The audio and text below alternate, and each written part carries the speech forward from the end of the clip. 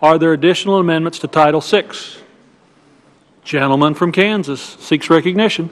Thank you, Mr. Chairman. I have an amendment at the desk numbered Amendment 41. The clerk will distribute amendment number 41, and the gentleman is recognized for 5 minutes to explain his amendment and may begin when he is ready. Thank you, Mr. Chairman. First of all, I want to appreciate the work of your staff to make certain we could actually offer this amendment and remain within the jurisdiction of the Farm Bill, so thank you for that.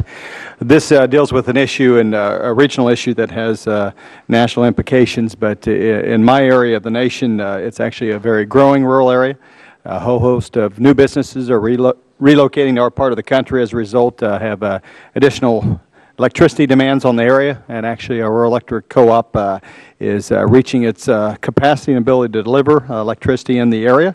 And for the last number of years, a power plant in the area operated by a rural electric co-op has been attempting to meet the growing demands and trying to expand their existing facilities, and have continued to encounter one regulatory and judicial hurdle after another. In this amendment, we deal with a recent hurdle that came out of a January 2012 U.S. District Court ruling that I believe sets a dangerous precedent for 600-plus beneficiaries of RUS loans, many of which are rural electric co-ops.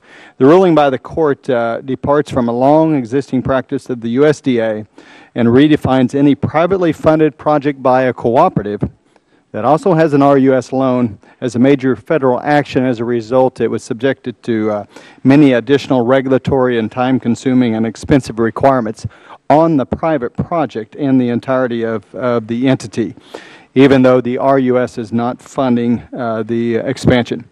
In my opinion, rather than allowing a judge to change standard operating procedure at the USDA, my amendment would clarify existing law to ensure that any privately funded project undertaken by a co-op with an RUS loan is not considered a major federal action. The impact locally on this is actually a potential $2 billion economic impact, which, by the way, is roughly the equivalent of the entire cattle production in the chairman's district.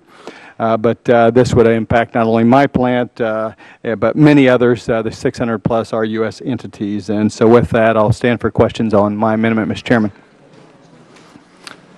Gentleman yields back.